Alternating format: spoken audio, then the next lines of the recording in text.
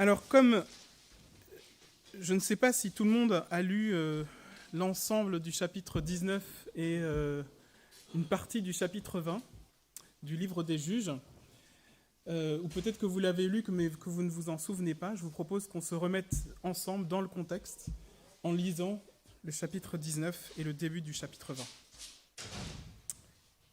À l'époque où il n'y avait pas de roi en Israël, un lévite qui résidait à l'extrémité de la région montagneuse d'Iphraïm prit pour concubine une femme de Bethléem en Juda.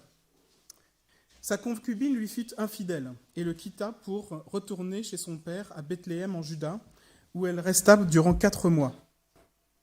Son mari se leva et alla la trouver pour parler à son cœur et la ramener. Il avait avec lui son serviteur et 2 ânes. Elle le fit entrer chez son père. Quand le père de la jeune femme le vit, il l'accueillit avec joie. Son beau-père, le père de la jeune femme, le retint 3 jours chez lui.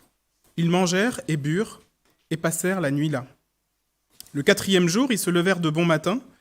Le lévite se préparait à partir, mais le père de la jeune femme dit à son gendre : « Mange un morceau de pain pour prendre des forces, vous partirez ensuite. » Ils s'assirent donc, et ils mangèrent et burent tous 2 ensemble. Puis le père de la jeune femme dit au mari : « Décide-toi donc à passer la nuit ici et que ton cœur se réjouisse. » Le mari se préparait à partir, mais sur l'insistance de son beau-père, il passa encore la nuit là. Le 5e jour, il se leva de bon matin pour partir. Alors le père de la jeune femme dit : « Prends donc des forces et restez jusqu'au soir. » Et ils mangèrent tous les 2. Le mari se préparait à partir avec sa concubine et son serviteur, mais son beau-père, le père de la jeune femme, lui dit : « Voilà que le jour baisse, il se fait tard, passez donc la nuit ici, c'est déjà le soir. Passe la nuit ici, que ton cœur se réjouisse. Demain, vous vous leverez de bon matin pour vous mettre en route, et tu retourneras dans ta tente. » Le mari ne voulut pas passer la nuit là. Il se leva donc et partit. Il arriva jusque devant Jébus, c'est-à-dire Jérusalem, avec ses 2 ânes munis de leurs selles et avec sa concubine. Le jour avait beaucoup baissé lorsqu'ils furent près de Jébus. Le serviteur dit alors à son maître : « Allons, dirigeons-nous vers cette ville des Jébusiens pour y passer la nuit. » Son maître lui répondit : « Nous n'entrerons pas dans une ville d'étrangers où il n'y a pas d'Israélites. Nous irons jusqu'à Gibéa. » Il dit encore à son serviteur : « Allons, approchons-nous de Gibéa ou Rama et passons la nuit dans une de ces localités. » Ils continuèrent à marcher, et le soleil se couchait lorsqu'ils furent près de Gibéa, virent de la tribu de Benjamin. Ils prirent cette direction pour passer la nuit à Gibéa. Le Lévite entra et s'arrêta sur la place de la ville. Il n'y eut personne qui l'accueille chez lui pour la nuit. Toutefois, un vieil homme revint le soir de son travail au champ. Cet homme était originaire de la région montagneuse d'Éphraïm et s'était installé à Gibéa, alors que les habitants de l'endroit étaient benjaminites. Levant les yeux, le vieil homme vit le voyageur sur la place de la ville et lui dit : « Où vas-tu et d'où viens-tu » Le Lévite répondit : « Nous allons de Bethléem en Juda jusqu'à l'extrémité de la région montagneuse d'Éphraïm, d'où je viens. J'étais allé à Bethléem en Juda et je me rends à la maison de l'Éternel, mais il n'y a personne qui m'accueille chez lui. Nous avons cependant de la paille et du fourrage pour nos ânes, nous avons aussi du vin et du pain pour moi, pour ta servante et pour le garçon qui accompagne tes serviteurs. Nous ne manquons de rien. » Le vieil homme dit : « Que la paix soit sur toi, je me charge de tous tes besoins, tu ne passeras pas la nuit sur la place. » Il les fit entrer dans sa maison et donna du fourrage aux ânes. Les voyageurs se lavèrent les pieds, puis mangèrent et burent. Pendant qu'ils étaient en train de se réjouir, les hommes de la ville, hommes mauvais, entourèrent la maison, frappèrent à la porte et dirent au vieil homme qui était le maître de maison : « Fais sortir qui est entré chez toi pour que nous couchions avec lui. » Le maître de maison se présenta à eux et leur dit : « Non, mes frères, ne faites pas le mal, je vous en prie. Puisque cet homme est entré chez moi, ne commettez pas cet acte odieux. Écoutez, j'ai une fille vierge et cet homme a une concubine, je vous les amènerai dehors, vous les déshonorerez, vous leur ferez ce qu'il vous plaira, mais vous ne commettrez pas sur cet homme un acte aussi odieux. » Les hommes ne voulurent pas l'écouter. Alors le Lévite prit sa concubine et la leur amena dehors. Ils eurent des relations avec elle. Ils la violèrent toute la nuit jusqu'au matin. Puis, au lever de l'aurore, ils la renvoyèrent. Au petit matin, cette femme alla s'écrouler à l'entrée de la maison de l'homme qui hébergeait son mari, et elle resta là jusqu'à ce qu'il fasse jour. Le matin, son mari se leva, ouvrit la porte de la maison et sortit pour continuer son chemin. Mais voici que la femme, sa concubine, était étendue à l'entrée de la maison, les mains sur le seuil. Il lui dit : « Lève-toi, allons-nous-en. » Elle ne répondit pas. Alors son mari la mit sur son âne et partit pour retourner chez lui. Arrivé chez lui, il prit un couteau, s'empara de sa concubine et la coupa membre par membre en 12 morceaux qu'il envoya dans tout le territoire d'Israël. Tous ceux qui virent cela dirent « Jamais rien de pareil n'est arrivé et ne s'est vu depuis que les Israélites sont sortis d'Égypte jusqu'à aujourd'hui. Prenez la chose à cœur, tenez conseil et donnez votre réponse. » Tous les Israélites se mirent en marche, depuis Dan jusqu'à Beer-Shéba et jusqu'au pays de Galaad, et l'assemblée se réunit comme un seul homme devant l'Éternel à Mitzpa. Les chefs de tout le peuple et toutes les tribus d'Israël se présentèrent dans l'assemblée du peuple de Dieu. Il y avait là 400 000 fantassins aptes au combat. Les Benjaminites apprirent que les Israélites étaient montés à Mitzpa. Les Israélites dirent « Parlez, comment ce crime a-t-il été commis ?» Alors le Lévite, le mari de la femme qui avait été tuée, prit la parole et dit « J'étais arrivé avec ma concubine à Gibéa en Benjamin pour y passer la nuit. Les habitants de Gibéa se sont soulevés contre moi et ont entouré pendant la nuit la maison où je me trouvais. Ils avaient l'intention de me tuer et ils ont violé ma concubine, si bien qu'elle en est morte. J'ai pris ma concubine et je l'ai coupée en morceaux, que j'ai envoyée dans tout le territoire de l'héritage d'Israël, car ils ont commis un crime et un acte odieux en Israël. Vous voici tous, Israélites, tenez conseil et prenez une décision. » Tout le peuple se leva comme un seul homme, en disant « Aucun de nous ne rejoindra sa tente, personne ne retournera chez lui. Voici maintenant ce que nous ferons à Gibéa. Nous marcherons contre elle après avoir effectué un tirage au sort. Nous prendrons dans toutes les tribus d'Israël 10 hommes sur 100, 100 sur 1000 et 1000 sur 10 000. Ils iront chercher des vivres pour le peuple, afin qu'à leur retour, on puisse traiter Gibéa en Benjamin comme le mérite l'acte odieux qu'elle a commis en Israël. Ainsi, tous les hommes d'Israël se rassemblèrent contre cette ville, unis comme un seul homme. Les tribus d'Israël envoyèrent des hommes vers toutes les familles de Benjamin pour leur dire « Qu'est-ce donc que ce crime qui s'est commis parmi vous ? Livrez-nous maintenant les hommes mauvais qui se trouvent à Gibéa, afin que nous les fassions mourir et que nous éliminions le mal du milieu d'Israël. » Mais les Benjaminites ne voulurent pas écouter leurs frères, les Israélites. Seigneur, nous accueillons ta parole avec ce qu'elle a de dérangeant, de choquant. Parle-nous par la voix de ton esprit, que nous puissions comprendre le message que tu nous adresses aujourd'hui, personnellement et en Église. Amen.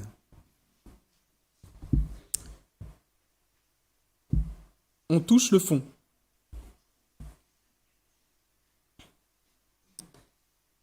Si cette parole de l'Ancien Testament avait été un film, il serait probablement interdit aux moins de 18 ans, probablement au titre de la violence et aussi au titre du sexe. Quel est le contexte de ce passage ? Nous l'avons vu ensemble, le livre des Juges fait le constat, en fait, d'une période mouvementée de l'histoire d'Israël suite à la désobéissance à Dieu lorsqu'ils sont entrés en Canaan. C'est ça qu'on a travaillé au cours des précédentes semaines. Quelle était cette désobéissance ? Eh bien, en fait, c'était de ne pas avoir exterminé les Cananéens quand ils sont entrés dans la terre de Canaan, comme cela leur avait été demandé. Et dès le début du livre, une malédiction est finalement prononcée sur le peuple d'Israël, qui est de dire « Ces Cananéens et les Madianites, etc., que vous n'avez pas exterminés, seront un piège pour vous. » Et en fait, dans ce livre des Juges, on voit le piège qui se referme jusqu'à un point culminant de dépravation, qui est probablement le chapitre que nous voulons de lire, auquel je rajouterai le chapitre 18, qui est juste avant, et dans lequel un culte à des dieux étrangers avait été instauré. Dans le livre des Juges, il y avait toujours cette tentation des Israélites à ne plus adorer le Dieu d'Israël, le Dieu d'Abraham, d'Isaac et de Jacob, mais de se tourner vers les dieux des Cananéens. Et là, le chapitre 18, en gros, on fait des dieux des Cananéens un culte officiel. C'était plus un culte par perméation, si vous voulez, par imbibition dans la population. Ils disent, voilà notre Dieu. Et juste après, ce scandale.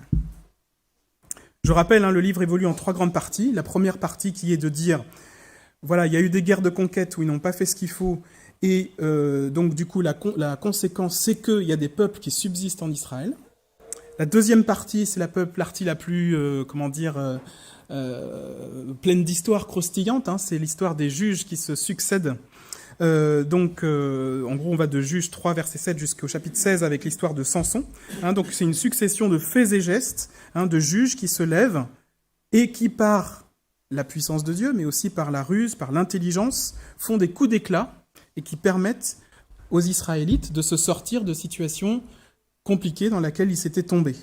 Je vous rappelais qu'on avait travaillé aussi la règle des 5 R, c'est-à-dire qu'il y avait une révolte, une rébellion contre le Seigneur. Hein, donc les enfants d'Israël firent encore ce qui est mal aux yeux de l'Éternel, suivi d'une ruine, d'accord. Donc la colère de l'Éternel s'enflamma contre les enfants d'Israël, et donc des tribus, des rois, des armées sont venus les dévaster.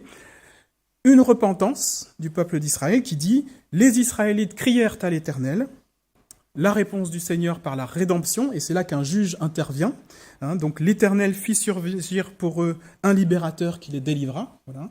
Et puis le repos, le pays fut en repos pendant 40 ans, 20 ans, 80 ans, etc. Vous vous rappelez, donc ça c'est tout ce cycle-là, ça va de 3 verset 7 jusqu'au 16. Et là maintenant nous sommes dans une troisième partie, qui commence au chapitre 17, et c'est Mika qui est un prêtre et qui va instaurer ce culte idolâtre en Israël. Et dans cette troisième partie, vous retrouvez plusieurs fois cette phrase refrain, hein, qui est « En ce temps-là, il n'y avait pas de roi en Israël, chacun faisait ce qui lui semblait bon. » Donc nous sommes là dans la conséquence de « chacun fait ce qui lui semble bon ». Qu'est-ce qui se passe quand il n'y a pas de roi, pas de Dieu, et que chacun fait ce qui lui semble bon ? Eh bien, nous avons là la description d'une vie sans Dieu. Vous allez remarquer certainement que le lévite, même on est décrit comme un lévite, il ne prie jamais, d'accord ? Il n'invoque pas Dieu. Il suit le désir de son cœur, hein, c'est ça. Donc, il avait une concubine, elle l'a trompé, mais il l'aime, donc il veut aller la chercher. Alors, ça pourrait paraître tout à fait sympathique comme ça. On pourrait tout à fait se dire, bon ben voilà, c'est un homme qui est prêt à pardonner, Mais non, en fait, la loi d'Israël précisait que un lévite ne doit pas s'unir à une femme prostituée. Ce qui voulait dire clairement que, en cas d'adultère, elle était bannie. C'est d'ailleurs ce que vous retrouvez dans le texte, puisqu'elle va chez son père. Elle dit, bon ben maintenant que j'ai fauté, je ne peux plus retourner chez mon mari, je vais aller chez mon père en espérant trouver une façon de continuer ma vie. Donc là, quand le lévite va chez le père de la femme pour la récupérer, en fait, il est déjà en infraction avec la loi d'Israël. Quand il cherche, donc vous voyez qu'il ne cherche pas Dieu, là, en tout cas, il ne cherche pas à accomplir la loi. Quand il cherche à se loger, il ne prie pas particulièrement, il s'irrite même en disant « je suis lévite ». Normalement, tout Israélite qui se respecte, un lévite, il ne le laisse pas sur la place de la rue la nuit, quoi. Voilà, donc il disait « mais c'est quoi ces gens-là Normalement, ils voient bien que je suis lévite, donc il n'y a pas de raison que je sois délaissé comme ça. » Pourtant, les gens, on le comprend dans le texte, ils l'ont bien vu, hein, donc le lévite. D'ailleurs, il y avait une loi en Israël qui disait aussi « Aussi longtemps que tu vivras dans ton pays, fais bien attention à ne pas délaisser le lévite. » Donc il y avait bien une prescription de cet ordre. Quand il est attaqué, il n'est pas en train d'invoquer le Seigneur, comme Lot a pu le faire, et les anges l'ont délivré et ont frappé d'aveuglement des gens qui lui voulaient du mal. Là, il cherche un compromis pour sauver sa vie, et il le fait au prix de la vie de sa concubine. Devant le désastre de cette femme qui est inanimée, nous n'entendons pas non plus invoquer le Seigneur, contrairement à beaucoup de juges qu'on a pu voir auparavant. Je pense à Samson, à Gédéon, à Jétiel. Mais on le voit simplement envoyer un message de communication qui est de dire son désarroi, de découper finalement le fruit de son désir pour dire « voilà ce qu'on a fait de ma concubine ». Si on regarde parallèlement, les benjaminites donc, sont entraînés dans une dépravation morale qui est certainement la conséquence du fait qu'ils n'invoquent plus le Seigneur. en fait, le père de la concubine se réjouit même du fait que le Lévite soit revenu dans sa maison pour la chercher, parce que finalement, c'est le signe d'une réhabilitation. C'est-à-dire que le fait qu'il veuille la reprendre pour femme, ça fait qu'il n'y a plus de déshonneur finalement sur sa fille. Et au début, je ne comprenais pas pourquoi il le fait garder comme ça plusieurs jours de suite, etc. Mais en fait, il voulait tout simplement que ça se sache, que ça se voit, qu'ils aient l'occasion de festoyer à l'occasion de cette réhabilitation de la femme, de façon à ce que le fait de dire, finalement, les Lévites, vous voyez, c'est plus ce que c'était, ils sont plus aussi exigeants, ce soit quelque chose qui fasse de la publicité dans le peuple d'Israël. Et donc le fait que ce soit très accepté, non seulement par le père de la concubine, mais par le peuple d'Israël alentour, est le signe qu'on a abandonné la loi d'Israël. Donc le modèle de ce Lévite, c'est à l'image du monde dans lequel nous vivons aujourd'hui, je pense, c'est-à-dire tout est permis. Il n'y a plus d'interdiction, il n'y a plus de règles. Donc le Lévite est influencé par le père de la femme qui le retient. Pourtant, il est intransigeant avec les Jébusiens, puisqu'il refuse d'aller dans la ville des Jébusiens. Et même l'histoire est paradoxale, parce que même en refusant d'aller dans la ville des Jébusiens, il se retrouve à Benjamin, et à Benjamin, c'est un étranger qui l'accueille. Donc vous voyez, on est complètement dans de la... Même indépendamment de toute loi, on n'est même plus dans la logique. Voilà. Donc il n'est pas cohérent, car il accepte finalement l'invitation d'un étranger à passer la nuit chez lui. Et la femme, qu'est-ce qu'on peut dire de la femme ? Eh bien, je vais faire court parce que je ne voudrais pas vous emmener trop tard dans cette prédication. Finalement, on ne la voit pas non plus, elle, se repentir. Elle est le faire valoir, finalement, de la permissivité qui réjouit tant son père, et elle va mourir de ce qu'il a autrefois attiré. La lettre aux Romains nous parle de ce phénomène où Dieu abandonne les gens à leurs passions humaines les plus infâmes. Romains 1, c'est pourquoi Dieu les a livrés à l'impureté par les désirs de leur cœur, de sorte qu'ils déshonorent eux-mêmes leur propre corps, eux qui ont remplacé la vérité de Dieu par le mensonge et qui ont adoré et servi la créature au lieu du Créateur, qui est béni éternellement. Amen. C'est pour cette raison que Dieu les a livrés à leurs passions déshonorantes. Leurs femmes ont remplacé les rapports sexuels naturels par des relations contre nature. De même, les hommes ont abandonné les rapports naturels avec la femme et se sont enflammés dans leurs désirs les uns pour les autres. Ils ont commis homme avec homme des actes scandaleux et ont reçu en eux-mêmes le salaire que méritait leur égarement. Qu'est-ce que ça veut dire pour nous aujourd'hui ? Il me semble que si on abandonne la loi de Dieu, si on justifie nos propres péchés en nous excusant, il est important de prendre garde parce que le Seigneur peut nous livrer à encore pire dans le péché et à des conséquences qui y sont attachées. Alors, il y a une bonne nouvelle. Il y a une bonne nouvelle, c'est que la repentance est possible. C'est le chapitre 20 que nous n'avons pas lu en entier qui va nous montrer cette opportunité. Il est aussi intéressant de voir, si vous prenez le temps de lire ce chapitre 20 que nous n'allons pas faire ce matin, de voir que ça se fait progressivement et qu'il va falloir, pour qu'une repentance soit acceptée par Dieu, qu'on passe par une vraie repentance, si vous me permettez de le parler comme ça. Parce que les Israélites, oui, ils se rassemblent comme un seul homme pour aller punir Benjamin, mais le texte nous dit que c'est un échec cuisant à la première bataille. 20 000 Israélites sont morts à la première bataille, tués par les Benjaminites. Ils y retournent en disant, cette fois-ci, on va leur faire la peau, parce que c'est un acte odieux qui a été commis en Israël. Et là, c'est 18 000 hommes qui tombent. Qu'est-ce qui va se passer avant la troisième bataille dans laquelle ils vont mettre en place une embuscade et avoir le dessus sur Benjamin ? Eh bien, je lis le chapitre 20, verset 26. « Tous les Israélites et tous les peuples montèrent jusqu'à Béthel. Ils pleurèrent et restèrent là devant l'Éternel. Ils jeûnèrent ce jour-là jusqu'au soir et ils offrirent des holocaustes et des sacrifices de communion devant l'Éternel. » Ça, ils ne l'avaient pas fait les fois d'avant. Les Israélites consultèrent l'Éternel. C'est là que se trouvait l'arche de l'alliance de Dieu, car c'était Phiné, le fils d'Éléazar et le petit-fils d'Aaron, qui se tenaient à l'époque en présence de Dieu. Et ils dirent, « Dois-je encore marcher pour combattre les descendants de mon frère Benjamin, ou dois-je m'en abstenir ?» Et l'Éternel répondit, « Montez, car demain je les livrerai entre vos mains. » il est important de voir que dès le début, Israël fait un réquisitoire à charge contre les benjaminites. C'est-à-dire qu'ils disent, vous avez fait ceci, vous n'avez absolument pas fait ce que le Seigneur demandait.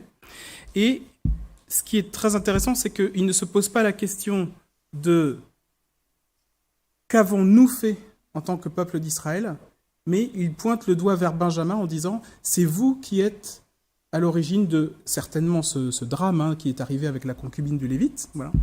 Mais l'accusation, en fait, est probablement quelque chose qui ne plaît pas à Dieu.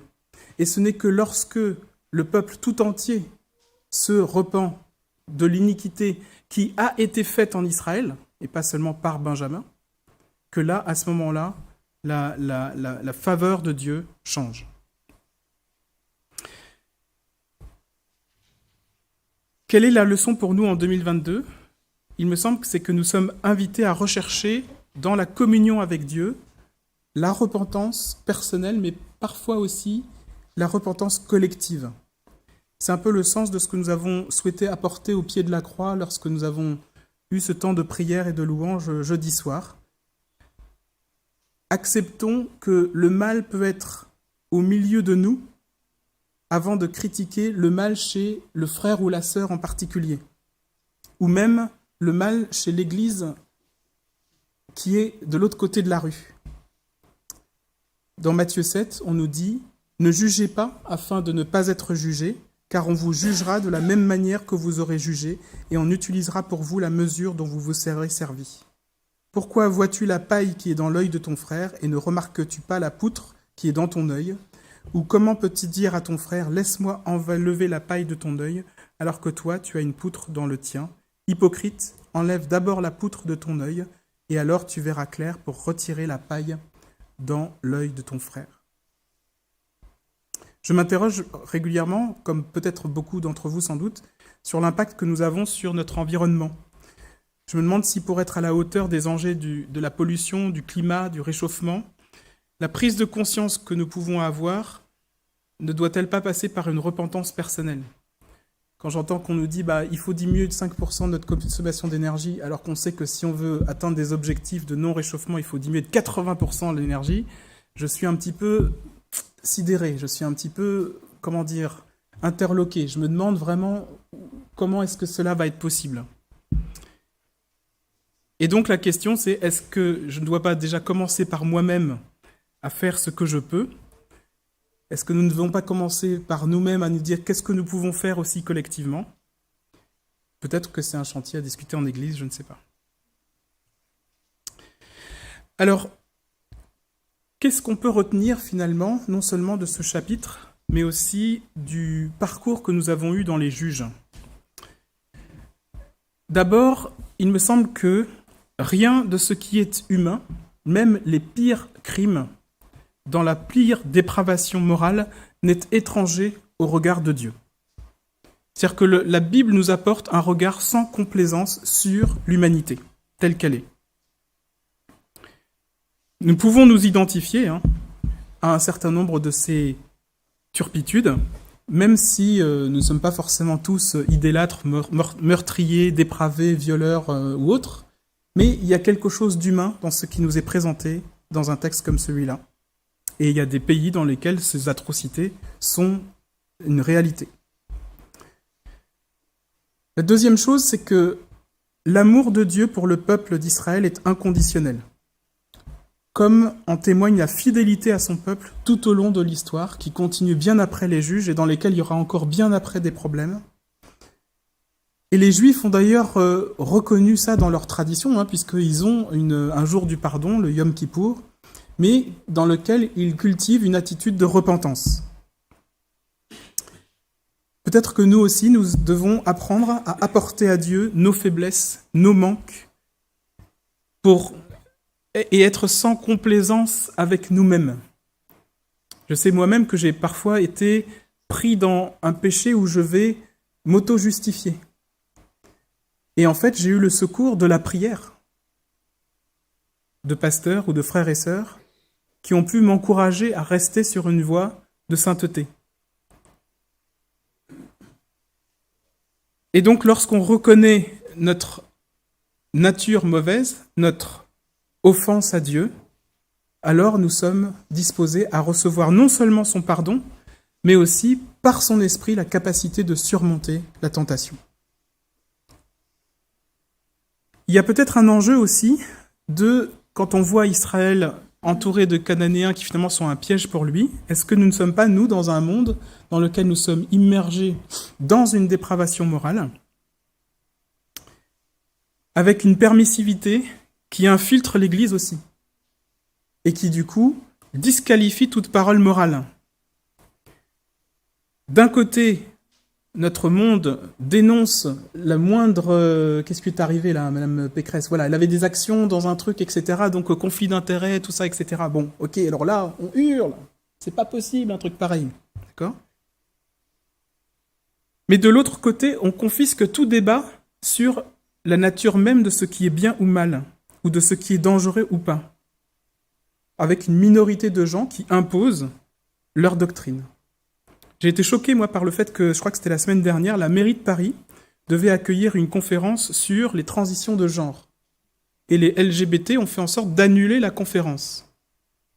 Là, en fait, moi, ça ne m'a pas choqué que les LGBT soient contre le fait qu'on parle des dangers de la transition de genre et de l'attention qu'il faut faire chez les adolescents, parce qu'une transition de genre, quand vous êtes opéré, c'est irréversible. En tout cas, il y a des complications. Moi, je suis médecin, je donne des médicaments, je sais qu'il y a des effets secondaires, d'accord ?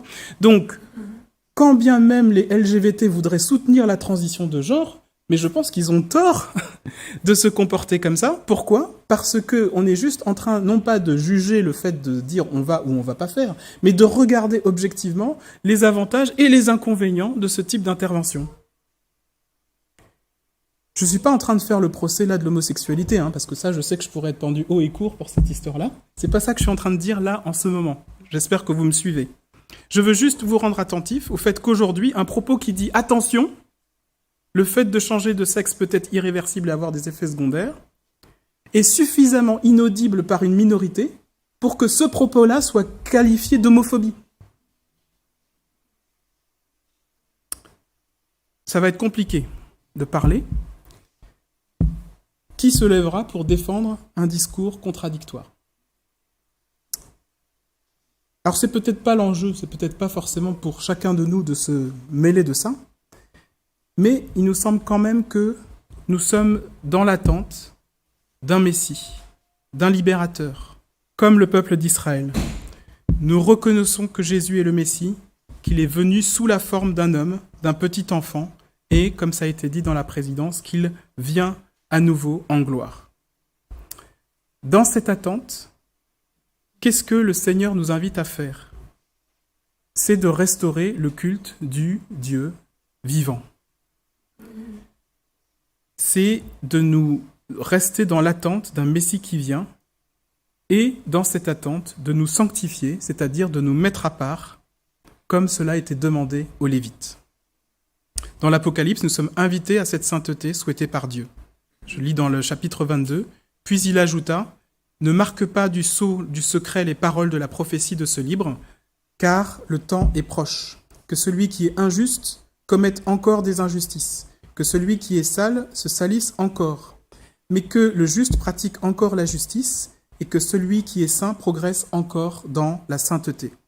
Voici, je viens bientôt, et j'apporte avec moi la récompense pour traiter chacun conformément à son œuvre. » Nous sommes donc invités à restaurer le culte de Dieu, personnellement, certainement, et c'est là la source de l'action, en communauté, bien entendu, et nous nous réjouissons de voir la liberté de le faire aujourd'hui. Nous sommes invités à craindre l'Éternel, le Dieu d'Abraham, d'Isaac et de Jacob, le Dieu d'Israël. Alors, quel pas supplémentaire peux-tu faire aujourd'hui pour restaurer dans ton cœur un autel au Dieu vivant? Quel pas supplémentaire peux-tu faire aujourd'hui pour regarder comme de la vanité le fait de faire ce qui te semble bon? En résumé, qui est le roi de ta vie? J'arrive à la conclusion, oui, on peut toucher le fond, mais il n'y a pas de fond trop profond pour que le Seigneur ne vienne nous y chercher. Même Jésus vient en naissant dans une étable, car il n'y a pas de place pour lui dans l'auberge, ni pour Marie, ni pour Joseph. Jésus accepte de subir les pires turpitudes de l'homme, même la persécution, la condamnation, la mort. Même son corps est blessé, découpé, meurtri, cloué. Rien de ce qui est humain ne lui est étranger. C'est la repentance et qui nous conduit au rétablissement d'une relation personnelle à Dieu. Et par cette repentance et par le pardon qu'il nous offre, il nous ouvre une porte vers la vérité et la capacité de changer par sa grâce, par son esprit. Cette repentance peut être individuelle ou collective, et ce qui touche l'un des membres de l'Église concerne tous ses membres. Alors recherchons ensemble la sainteté individuelle et dans la communauté. Je vous invite à la prière.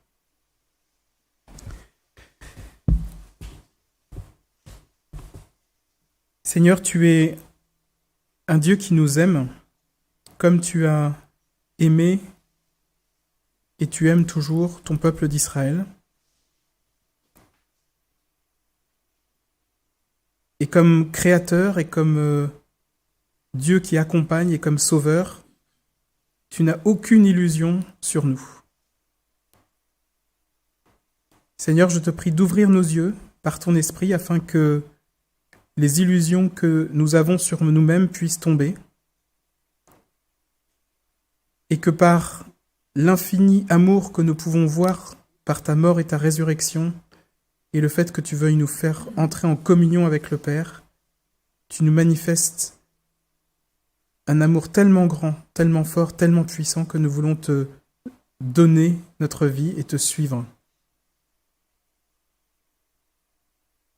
Seigneur, je te prie de nous aider à voir ce qui doit être changé dans nos vies, de nous permettre d'avoir un cœur sincère dans la repentance,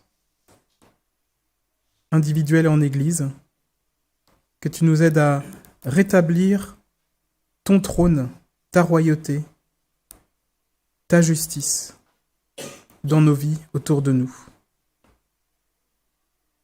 Car nous savons que c'est ton désir et que tu viens pour rétablir ton règne à jamais. C'est en ton nom que nous prions, avec la confiance que tu nous entends et que tu nous réponds. Amen.